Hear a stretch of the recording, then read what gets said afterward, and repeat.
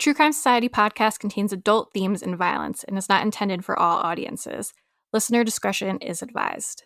And if you'd like to skip the intro or move to any specific part of the podcast, please refer to the timestamps listed in the episode description. Thank you.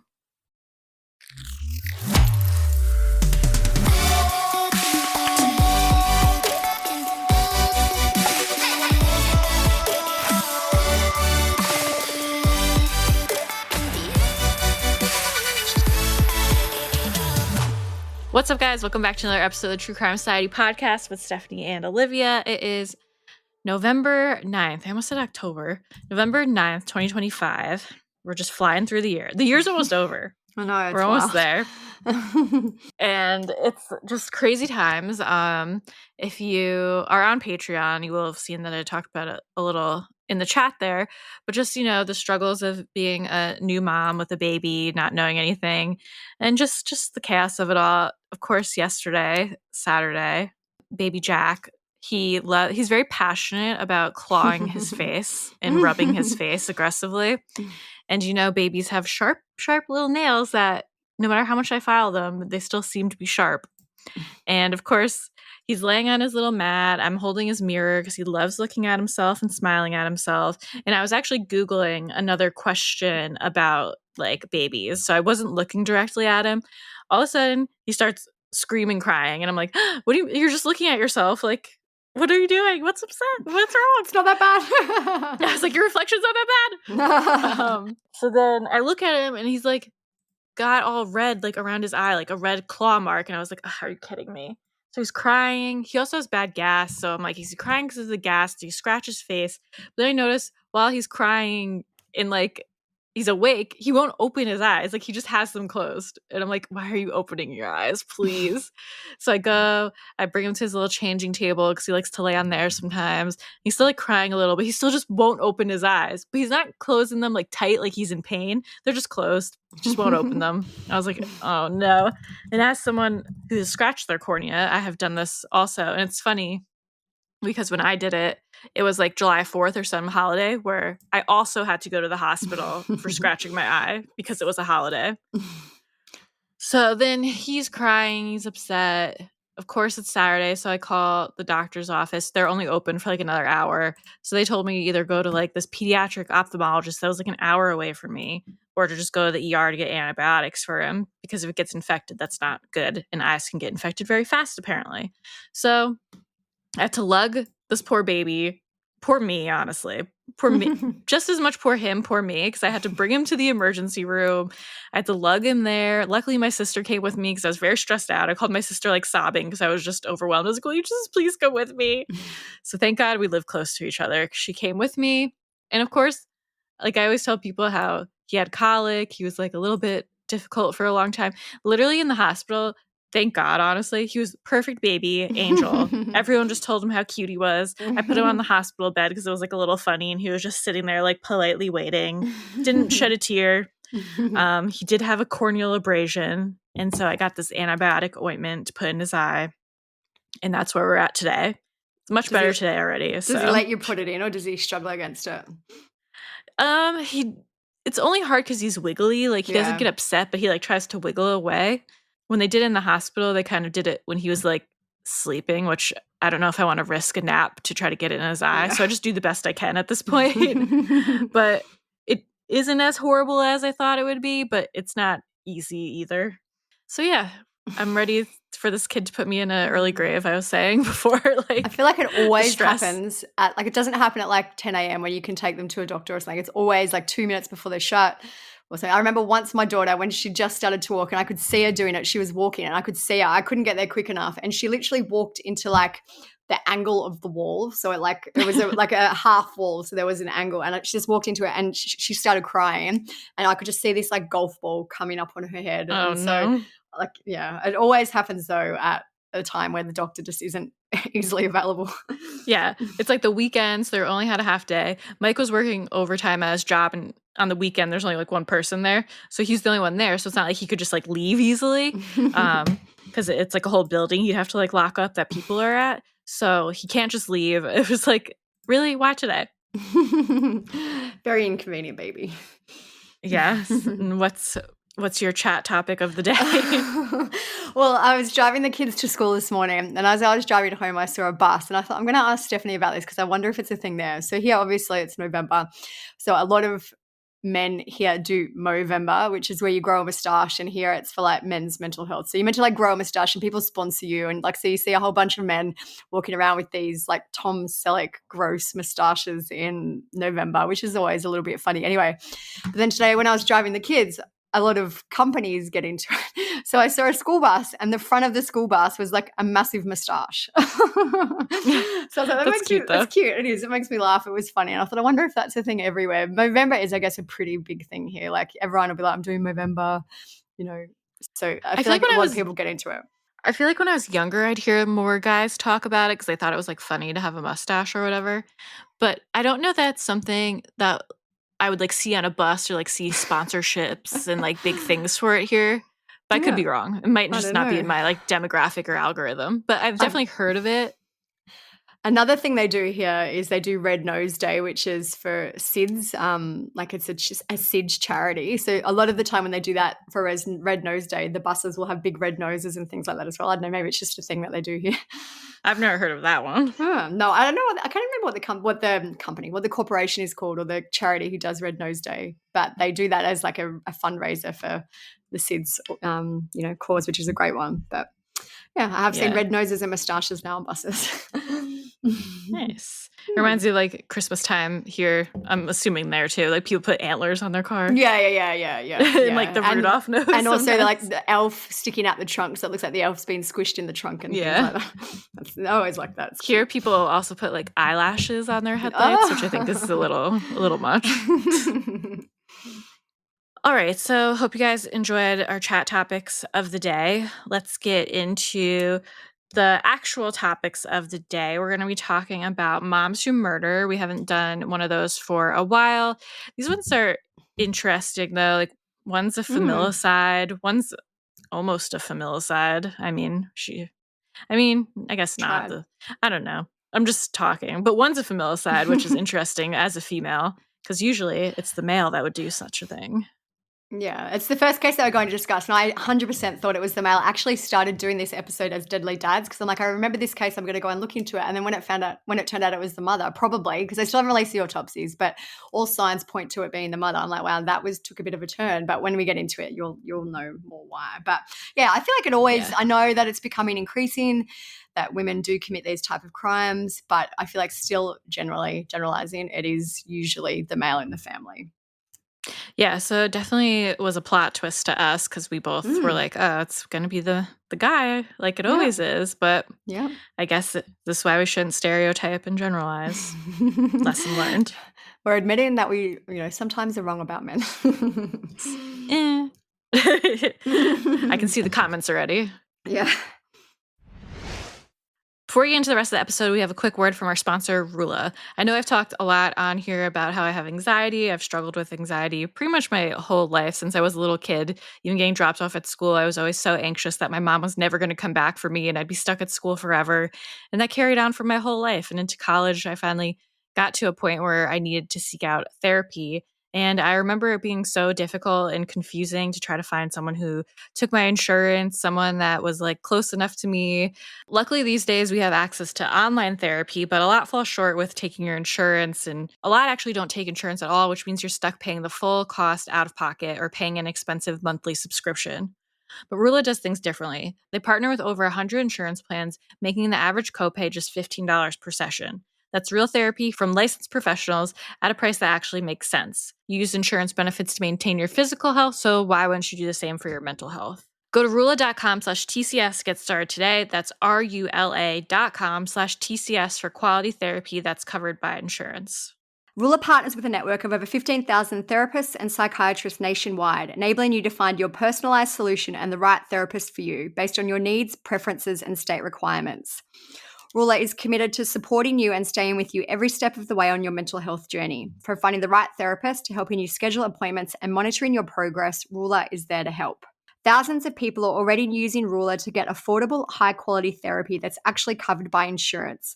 Visit ruler.com/TCS to get started. After you sign up, you'll be asked how you heard about them.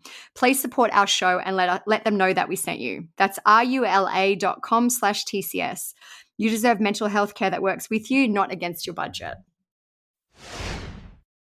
All right, so the first case we're going to talk about is from October 2025, and it's of the Ocheltree family in San Francisco. So the family members include Thomas Ocheltree, who's 57, his wife Paula Truong, who is 53, and their two daughters, Alexandra, who's 12, and Mackenzie, who is 9. They were all found dead in their multi-million-dollar San Francisco home on October 5th, 2025. Investigators spent much of Wednesday night inside of this home, and during that time, the only light that we could see on was the light coming from that room above the garage.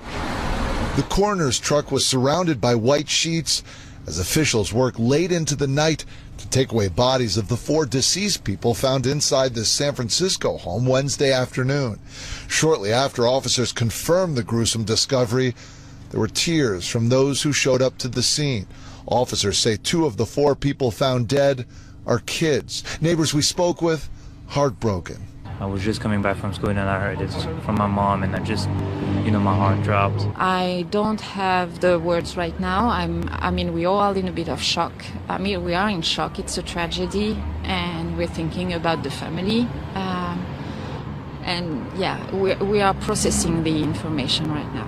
Belinda Hennard and her family live next door to this home where the bodies were found, not too far from City College of San Francisco. She says she didn't notice anything out of the ordinary in recent days. Officers finding the bodies after responding to a call for a welfare check. Our bedroom is on their side, and we have 2 dogs. So if there was no noise, there was nothing. And I think it's the most disturbing part is that we didn't hear anything. Nothing. We knew it was a family of 4 with 2 girls. The older probably was around 12, 13 years old, and a dog, and it was a very normal family with normal family routine. Police are still not saying what happened, but do confirm that crimes were committed inside this home. They also say there is no threat to the community. Investigators were asked if an attacker or assailant could have been one of the 4 found dead in the home. That is a possibility. We're not confirming any of that at this time, but that is a possibility of this incident. The names of the victims here have yet to be released, but you can see this is still an active crime scene. In San Francisco, J.R. Stone, ABC 7 News. So a little bit about them before we get into what happened. Paula immigrated to the U.S. from Vietnam, and she married Thomas in 2006. Thomas had a bachelor's of applied art and design from Cal Poly State University. Early on in their relationship, the couple purchased investment properties at one point in the Mission area of San Francisco. They lived in an apartment upstairs in the building, and they leased out the ground floor to a restaurant.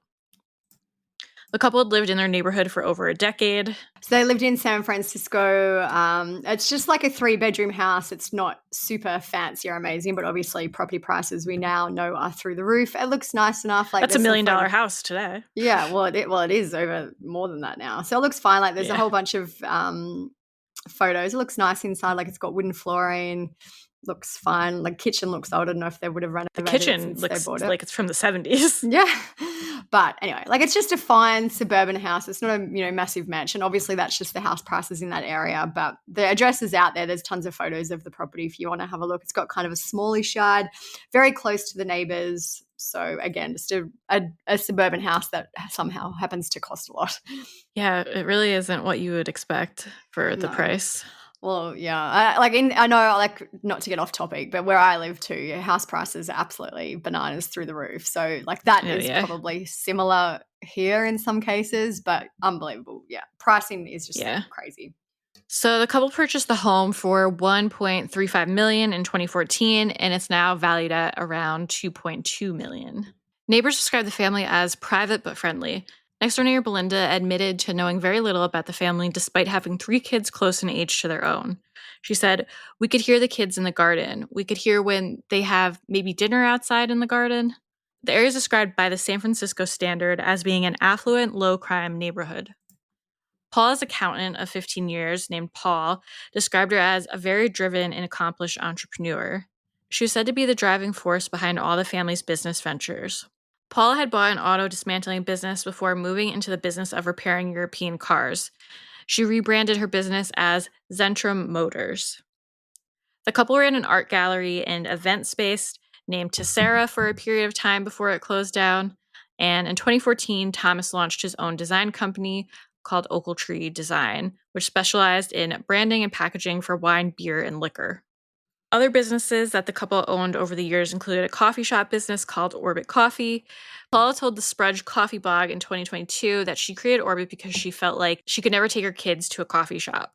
The company also focused on sustainability and had a mission to not only provide the best coffee we can, but to be the best for the climate, the crop, and this planet. Orbit closed its 3 locations in May 2023, announcing on its Instagram page that, quote, "We're working on something new and we'll be back before you know it," but the shops never reopened. Seems like they had a lot of endeavors. Yeah, very entrepreneurial, but a lot of failed business ventures, it seems. Yeah. In 2017, Paula transferred ownership of the house to a business entity that she operated using the address of Zentrum Motors. The entity paid off the debts before taking an additional $1.8 million in financing from Cathay Bank, according to property records. By 2019, Paula had taken out loans totaling more than $2.7 million, including $500,000 in loans from private individuals. One originated from National Fleet Wholesale, a used car dealership in Southern California. And a year later, the company loaned Paula an additional $260,000. I'm like, who's just loaning all this money? No, God, so it just seems like there was so much debt going back and forth, so many loans. They're paying off debt with debt. Yeah. In 2020, they also purchased a deli/convenience store near their home, which they transformed into a high-end liquor and wine store named Star Spirits. But this turned out to be a bad business decision, and it closed in 2023. California tax officials recorded over 47,000 in sales liens against the company. The former owner of the deli, Almir Zalahik, said, "They just raised the prices and scared away all the locals. They made it look very nice inside, but it just didn't work for the residential neighborhood." Around the time that they purchased their deli, the couple stopped paying their accountant's invoices. Paul, the accountant, said, "They went radio silent. She was already several years late in paying us, and I got word from my superiors that I couldn't do any more work for her." In March 2022, the couple took out a $2.24 million second mortgage on their home, and they defaulted on that. And by late 2024, their home was being foreclosed on. The couple tried to delay the public auction of the home, but it was sold to a financial company in November 2024 for $2.05 million. It's thought that the company must have been leasing the home back to the family. My thoughts are with the family. My thoughts are with the neighbors. Neighbors were leaving flowers and paying respects outside the home on Monterey Boulevard, where 4 family members were found dead Wednesday, including 2 children. Police are investigating this as a possible murder-suicide. Relatives confirmed to ABC7 News Thomas T.R. Ocheltree, wife Paula Truong, and their 2 young daughters were found deceased inside the home. A very suspicious, multiple body situation. 930 Monterey Boulevard. The SFPD isn't saying how the family died. A relative telling ABC7 News, "We are devastated. Thomas Ocheltree and his beautiful daughters are the real victims here. They played no part in this tragedy." The family was likely experiencing financial trouble.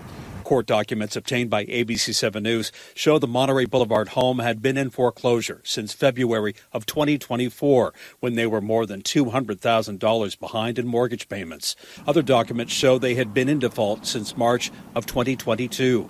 The home was sold at public auction in September of last year. Records show the couple previously owned Orbit Coffee, a cafe and roastery that once had 3 locations in Oakland, now closed. In January 2025, Paula was sued by her credit card company. Superior Court records show that Discover Bank sought to recover $17,716 from Paula after a missed payment at the end of last July. In a judge's default ruling on April 18, 2025, Paula was ordered to pay in full, adding $441 in costs, which brought the total to $18,157.26. Just shows you, like, we know that as far back as at least 2017, they were having these money troubles. So it's a long time to It sounds like a nightmare. Yeah, just go back and forth, trying to start all these businesses shutting. Like, they bought the deli 2020, I think it shut 2023, coffee shop shut. It just sounds like a lot of bad decisions going on. Just reading about it all stresses me out. In the spring of 2025, Paula exhibited some behavior that was called both alarming and mundane. Paula emailed a reporter from the San Francisco Standard named Garrett Leahy with a tip. Paula claimed when Alexandra was in 4th grade in 2023, a student in another class tried to poison a child. Paula said the school had tried to cover up the incident and keep it quiet. It's very interesting that she, 2 years after this apparent incident, I feel like this must show there's an escalation in whatever was going on with her, because, why is she doing this 2 years after when, I don't know. It's also strange because what was she hoping would happen? It's not like she would get money out of it to pay off debt. I don't know either. It seems like there was no real purpose to this. I feel like for me, it does scream some type of mental illness going on. I don't know if it was, obviously I can't diagnose. Stress-induced. Yeah, but there was some type of mental illness going on, because for her to start this kind of process just seems very out of the blue and strange. And then we'll get into what else she tells the reporter. But it just, when he says it was both alarming and mundane, I agree. It's kind of weird, but maybe, I don't know, it's just a weird scenario. Yeah. The reporter went to the family's home on May 1st, and Paula also claimed that a parent had been filming children at the playground at Sunset Elementary School. When the reporter arrived, Paula was making cookies. Seems welcoming, I guess. A teacher from Sunset Elementary was also at the home, and Paula asked the teacher to speak with the reporter because of negative interactions that Paula had with the alleged filming parent. A screenshot of a report from Sunset Elementary that Paula texted the reporter said there was no evidence of inappropriate videotaping of children on the schoolyard. So I'm wondering, I guess she's probably insinuating that was inappropriate, but was someone just filming their kid and, And also, I have so many questions. Why was the teacher there? Why would a teacher agree unless the teacher didn't work there anymore? Why is the teacher getting involved? It's all this is just a whole strange scenario. When you read the article, this is exactly what the reporter goes through, but it's this was very strange, but then it was also I don't know, it was just weird. Yeah, I just could imagine what the vibe was like. How awkward and tense was it? The reporter was about to leave the home, and Paula asked if he would like to hear about an issue that Alexandra was having with a teacher at the school. So it's a third thing now that she's oh, and also, do you want to hear about this? So there's poison, videotaping, and an issue with the teacher. Yeah. So the reporter agreed, and Alexandra and Thomas both came into the room. Thomas then said they weren't interested in speaking until after the school conducted an investigation. So bizarre. At 10:51 p.m. that night, Paula messaged the reporter and claimed that the alleged filmer was armed. She expressed concern about her family's safety, and she sent the same message again 30 minutes later. So just, again, very strange. Yeah. Over the following 3 days, Paula emailed the reporter more than 100 times. The last text she sent said, "Thank you for shining a light for those who might not have a voice or don't know how to." The reporter was not able to corroborate any of Paula's stories, so obviously they didn't pursue a story. In September 2025, the city's public health department issued a notice indicating that the Ocheltree's address was delinquent in its garbage collection fees. On October 6, 2025, Thomas's brother, Robert Ocheltree, became worried after he could not get in touch with the family. He went to their home in San Francisco. He said the blinds were closed and Paula came to the door. Paula did not invite Robert in, which she thought was strange. She said that Thomas was traveling back from a golf tournament in Monterey and that he had lost his phone. The following day, Robert received a text from Paula which read, "Please help me with Thomas today. He's not himself and the girls and I are scared." On Wednesday, October 8th, Robert called police and asked for a welfare check. Nobody came to the door when officers arrived at the home. By this point, Robert was beside himself with worry, so he broke into the home by shattering a glass door pane with pliers around 1:30 p.m. on that Wednesday. Robert found the bodies of the children in their beds. They'd been partially covered up. One of the girls reportedly had a pink foam-like substance coming from her mouth. Thomas was also found in bed. He was said to have a swollen face and a blood-like substance around his head. I'm like, is it just blood? It's a blood-like substance. Well, some of them say foam, especially for the girls, which I think anyway that can happen when someone dies. You can have like a foamy substance coming out of your mouth. But like maybe does it indicate poisoning? I don't know. It could be, I guess. But yeah, a blood-like substance, maybe just mixed with other bodily fluids. It's hard to determine exactly what it was. Yeah. Paula was also found deceased hanging in the garage. Neighbors noted that the garbage and recycling bins belonging to the home were brought out to the curb but never brought back in, as they typically would have been on Monday. It's been suggested that this means that Thomas and the girls could have been dead in the house for days before Paula took her own life. Yeah, so the brother went to the house on the Monday, which, kind of indicates that if no one brought the bins back in, Thomas and the girls were probably already deceased by that point. Yeah. But, probably, yeah. A family member told KGO TV, "We are devastated.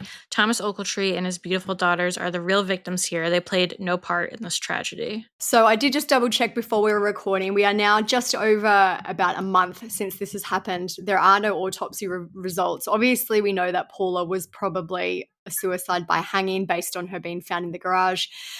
There are no autopsy results for the others. We'll have to keep you posted. But if they are waiting for toxicology, which I suspect they may be, it could be a few months still.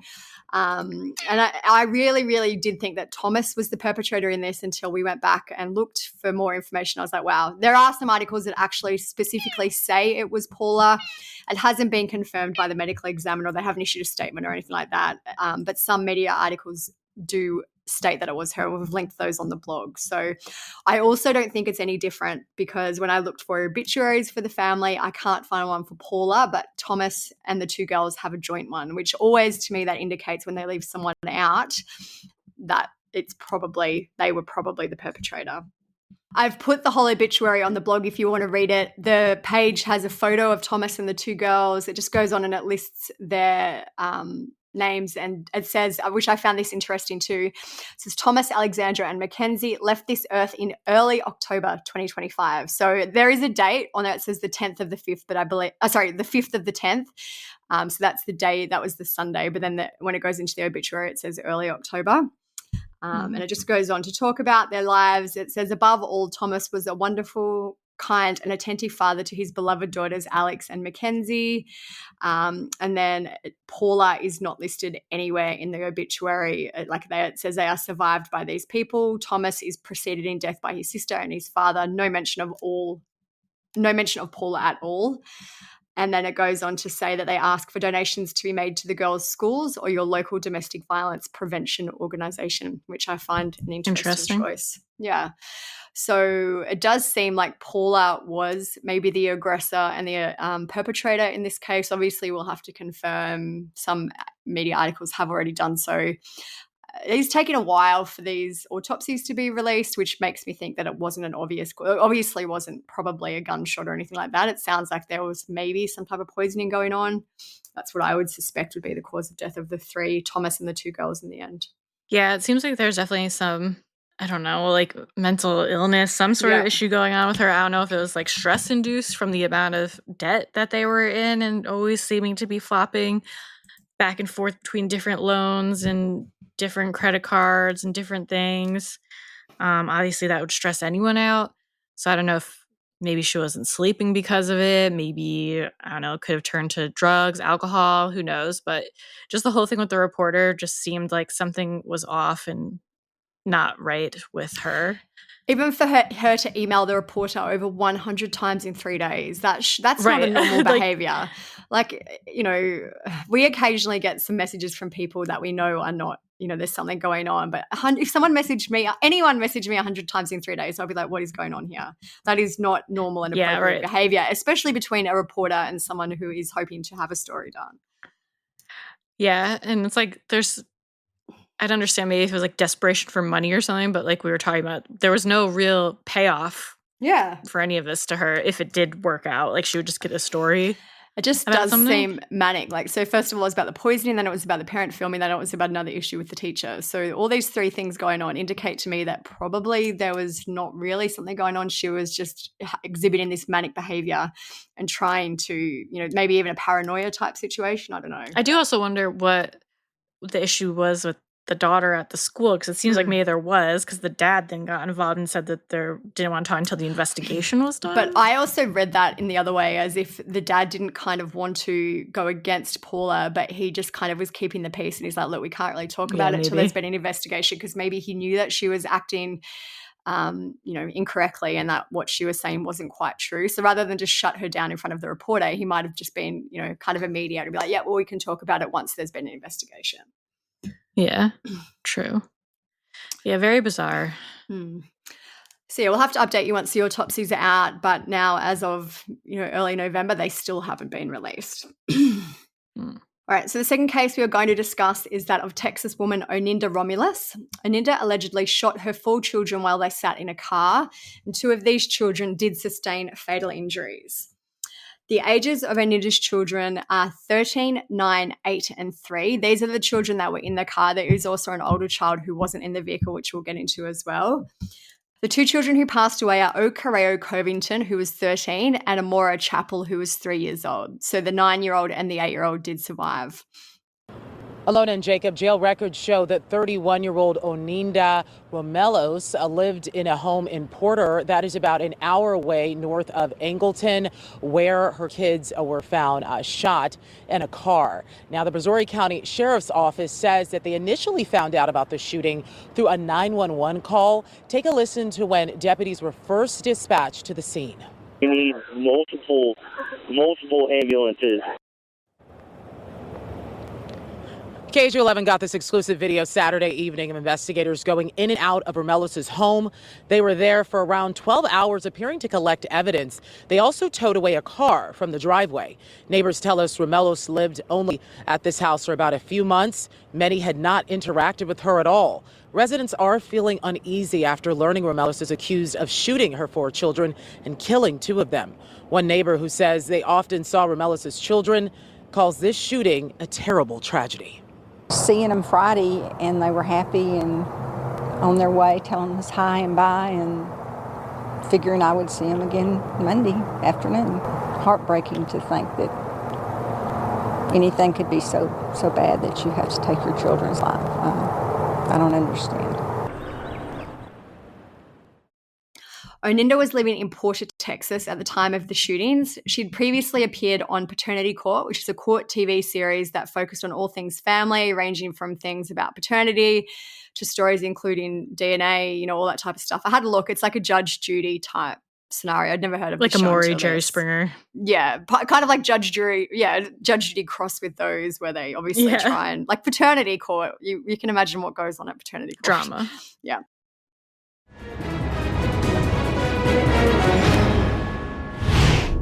Please be seated.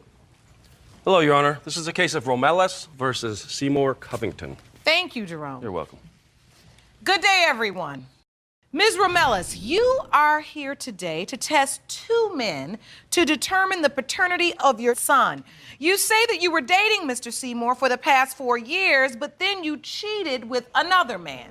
Mr. Seymour, you are one of the 2 possible fathers being tested for paternity today. Yes, Your Honor. You say you don't believe Ms. Romelus's son is yours because in the very same week she conceived the baby, she had sexual relations with both you and another man. Yes, Your Honor. It was not in that same The other possible father, Mr. Covington, is waiting outside of the courtroom, and we will meet him in a moment. So, Ms. Romelus. Yes, Your Honor.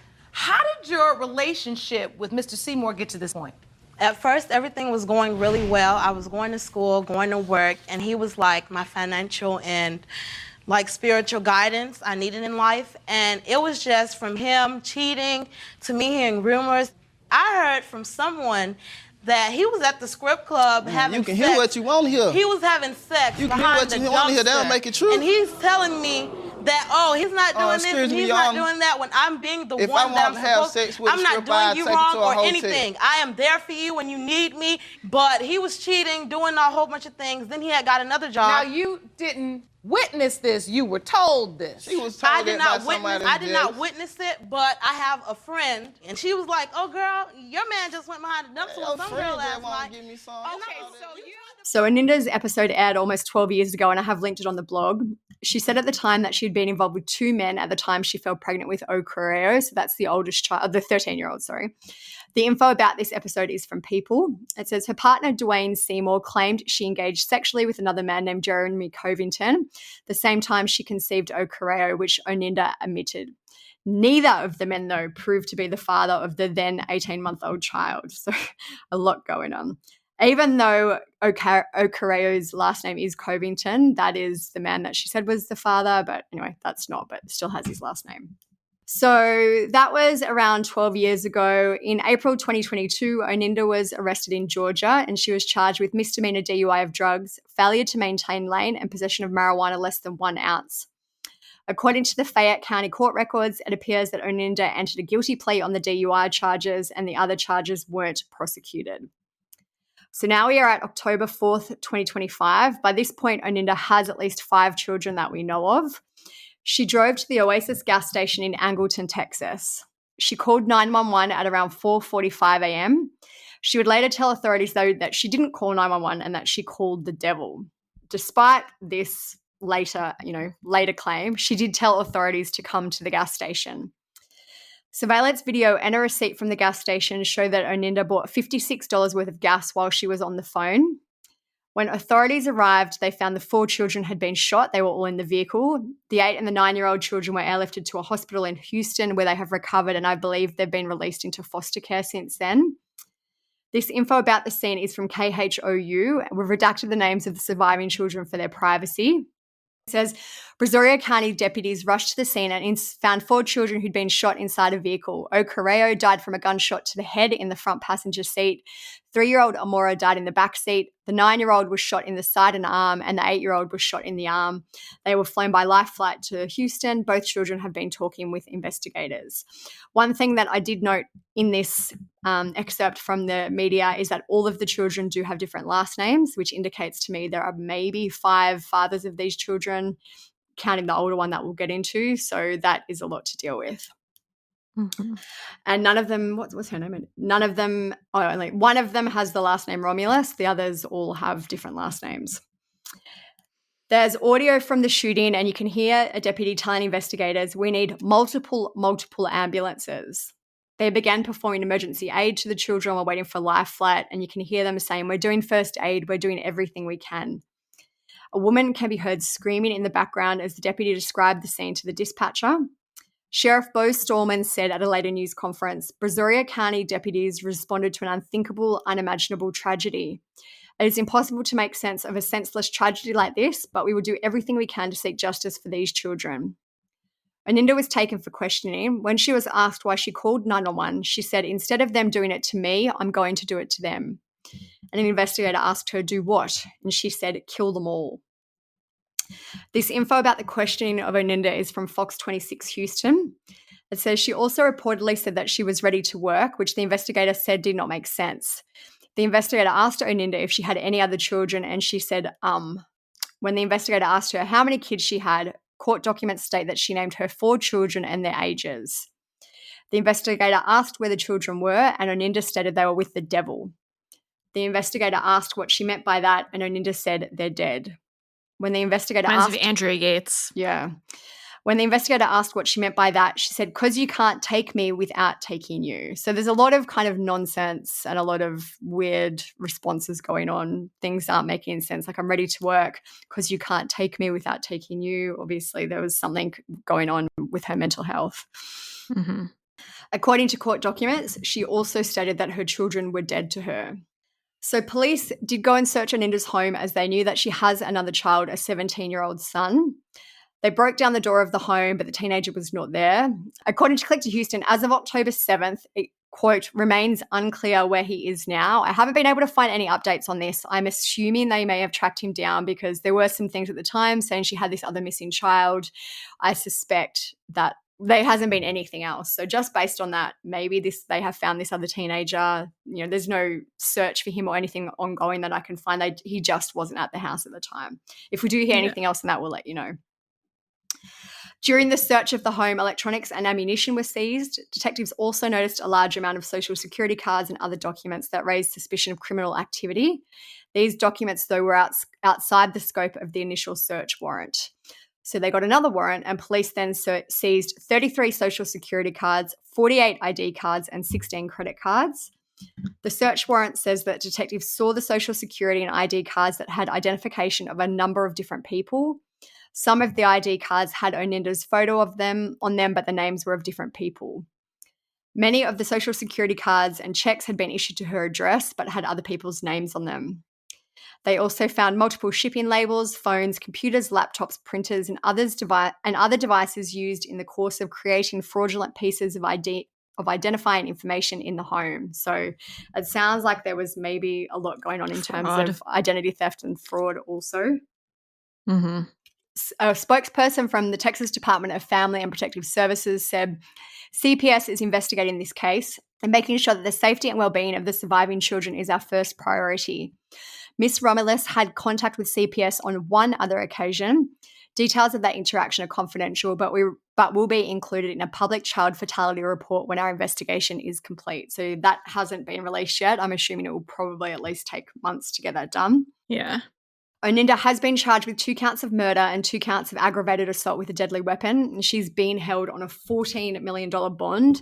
I can't find anything else about any upcoming court dates. I think there must be some type of mental health evaluation going on. It doesn't sound like anything will probably happen in the very near future in this anyway, because there hasn't been a court date set that I can find. One neighbour who didn't want to be identified spoke to the media about the family. She said that some of the children would walk past the neighbour's house. She spoke about one of the boys. She said he always waves and we tell him hi, and then they come back, and I have a little Yorkie, and sometimes she'll stop and ask if she can pet the puppy, and so she'll come up and see the puppy. Seeing them Friday, they were happy and on their way, telling us hi and bye, and figuring I would see them again Monday afternoon. The neighbour said she never saw any red flags.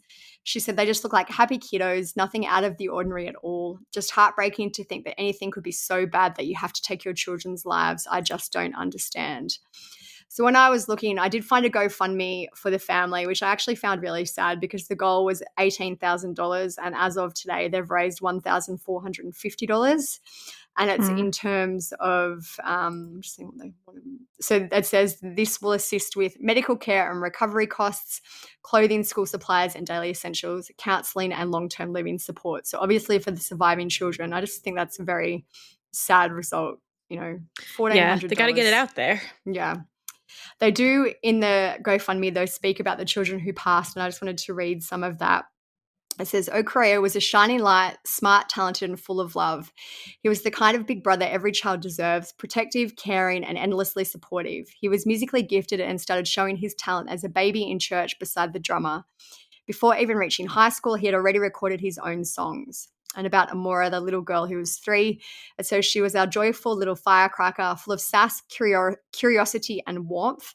At just 3 years old, she loved to dance, learn, and follow in her big sister's footsteps. She had a smile that could brighten any room and gave the most heartfelt hugs to her grandparents and to her family.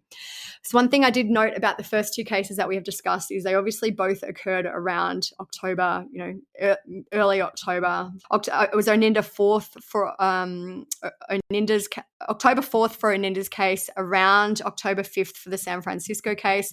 And I just found it interesting that the October 2025 full moon was on October 6th, and it's also known as the Hunter's Moon, and it was a full supermoon.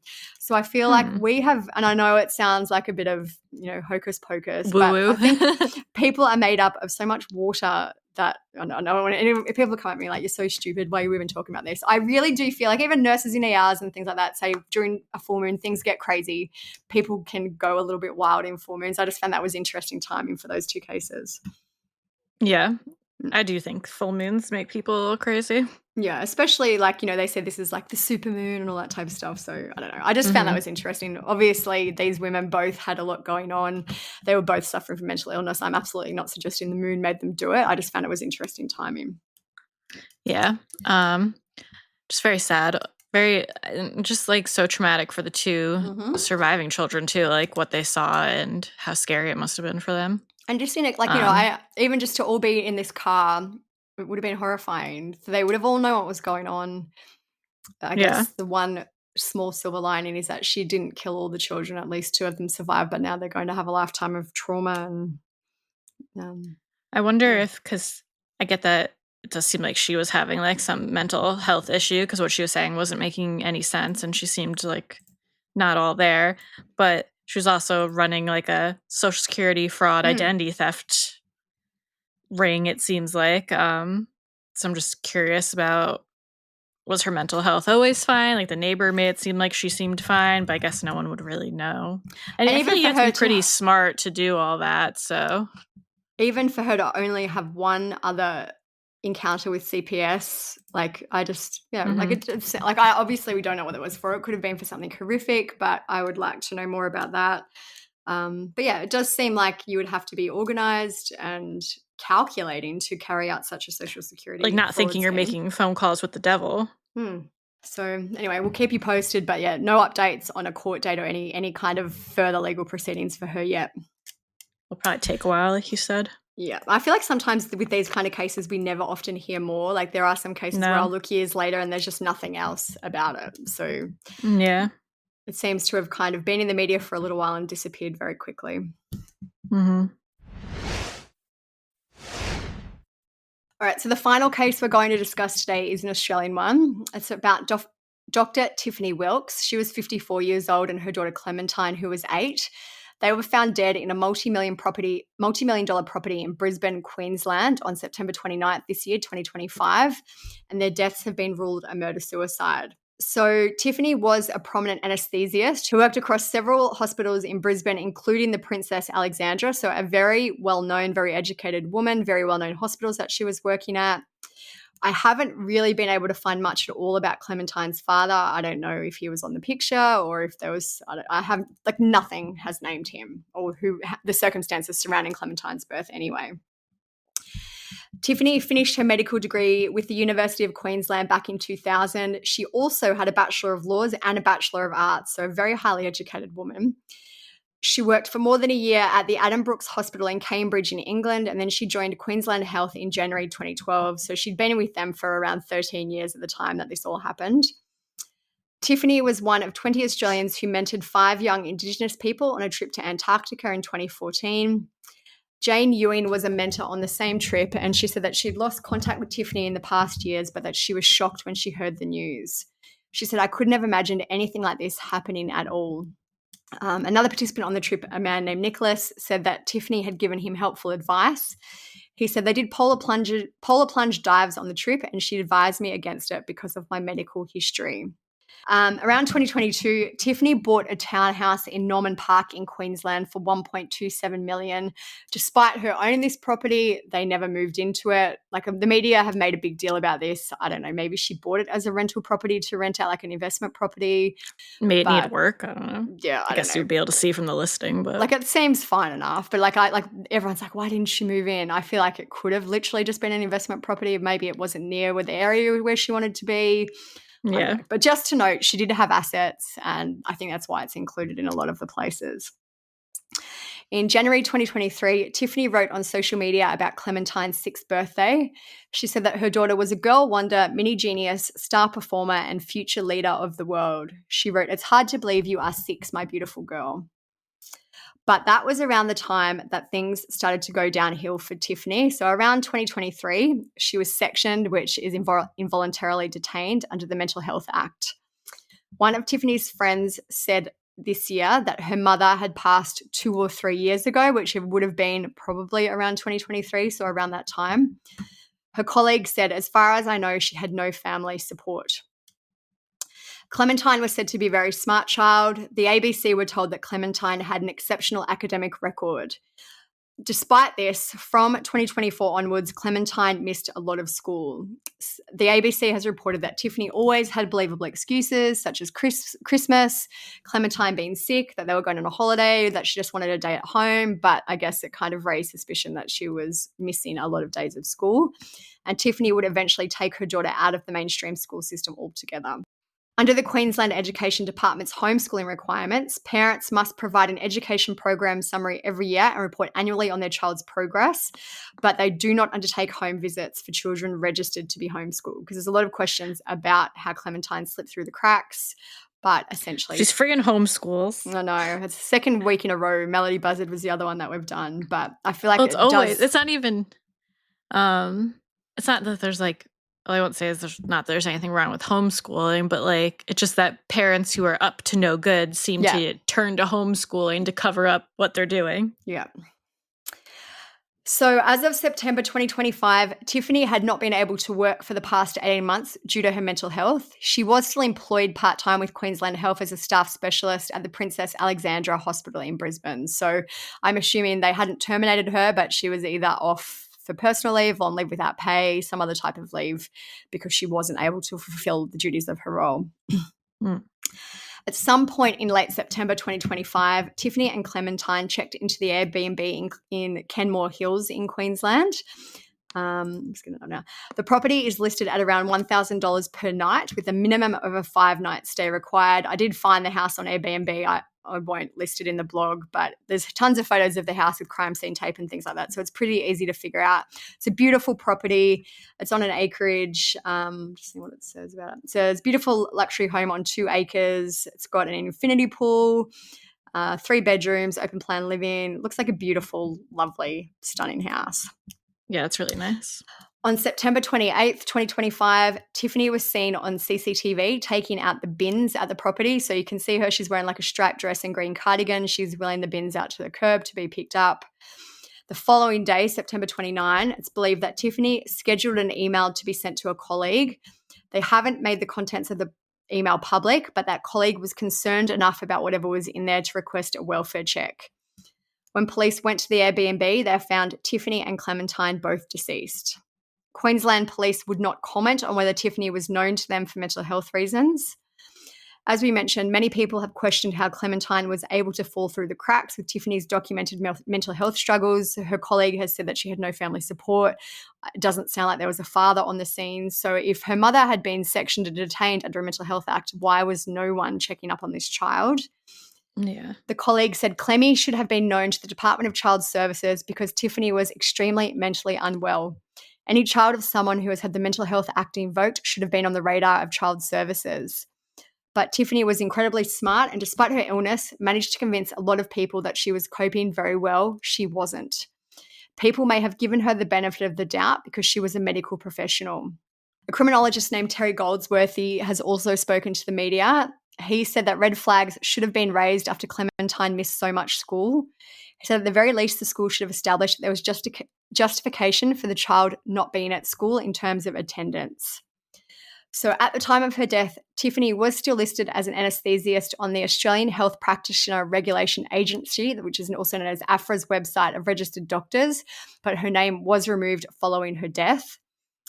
The Australian Medical Association Queensland President Dr. Nick Yim said that their hearts go out to the family and friends affected by this tragic event. He said, "We know doctors and health professionals experience mental health challenges just like everyone else. Death of fellow practitioners can trigger distress for those working in our health system. We urge any clinicians struggling to reach out for support via internal processes at work, their GP or psychologist, or even in the first instance to a trusted friend or family member." So we are now at about 6 weeks or just over since Tiffany and Clementine have both passed away. No causes of death have been revealed for either of them. Australia is notoriously private in things like that, especially in instances of suicide. I do think there will be a coronial inquest into this, so we will probably eventually learn more about the lead up 3 years and what from happened. Yeah, sometimes they manage to do it quick, but other times, yeah, it can take years and years and years. But I feel like because CPS should have been involved, the Mental Health Act, Tiffany had this history of mental health struggles, there will be a coronial inquest where we will probably learn more about what happened to the mother and the daughter. But at this stage, we don't know what has happened to them. It seems like with this case, there was a lot of this should have happened, should have been this should have been done, blah, blah, blah. And it's just sad because it seems like Clementine and Tiffany too, in a way, like just kind of fell through the cracks and didn't get the help that they both needed, especially Clementine, who's the victim in all this. It is mind-blowing to me that someone who is employed essentially by the Australian government was able to be off work, still employed, but off work for 18 months, and then still, like, no one checked on the daughter. Like, I guess, I just feel like there was some failure here. I don't know how, like, maybe like the colleague said, as a medical professional, she was able to maybe, fool everyone and use the system to her advantage because she knew the right things to say and what to do. But it is very, very sad that it came to this in the end. It sounds like she really had no support. It doesn't appear that there was anyone else to be able to help her. She was struggling enough that she had to be involuntarily detained. And essentially at that point, someone should have stepped in to at least keep an eye on Clementine, if nothing else. Yeah, you would think. Yeah. So I find that these three cases are interesting because they all involve very different demographics, different countries, women in different circumstances. It does seem in at least the first two cases that finances probably played a role. Obviously Oninda was allegedly committing this social security fraud. Paula was having a lot of financial issues. So that's kind of a similarity between the two. I'm assuming Tiffany probably was also facing some financial struggles. If she hadn't been working, she would have likely been out of sick pay or whatever type of pay she was on. So maybe that was the common denominator between the three, but all very different. Like one had 2 kids, one had 5 kids, one had 1 kid. It just shows you that these types of situations can happen in many, many different circumstances. Yeah, definitely. So we will keep you updated when we hear any more about the causes of death for Tiffany and Clementine and the Ocheltree family. And if we hear any more about Oninda's court date, we'll let you know. So that's it for this episode. Let us know what you guys think in the Spotify comments. Olivia is always checking them, and we like to see what everyone has to say on there. Make sure you're following us on Instagram at True Crime Society. If you want to see what we're up to, mine is StephSum_. Olivia's TCS Olivia. And like always, everything will be on our blog at truecrimesocietyblog.com, all of our sources and the whole write-up and all that. Check us out on Patreon if you want more content from us. We do weekly bonus episodes, and we do the main episodes ad-free, so you get 2 episodes a week without ads. It's also just like a community in itself. We have all different chats. We talk to everyone about our lives a little bit more. We have a book club chat, just lots of fun stuff going on, and we hope to start doing more things with Patreon soon as well. You could share the podcast to your Instagram stories. That's a huge help to us, or show us what you guys are doing while you're listening to the podcast. We love resharing it and seeing everyone's hobbies and pets and whatever you guys are up to while you listen. So if you keep doing that, it's a big help to us as well. That's it. Just all the usual stuff. Leave us nice reviews, comments, stars, subscribe, follow, all the things. Thank you guys for listening. Stay safe out there. Peace out. See ya.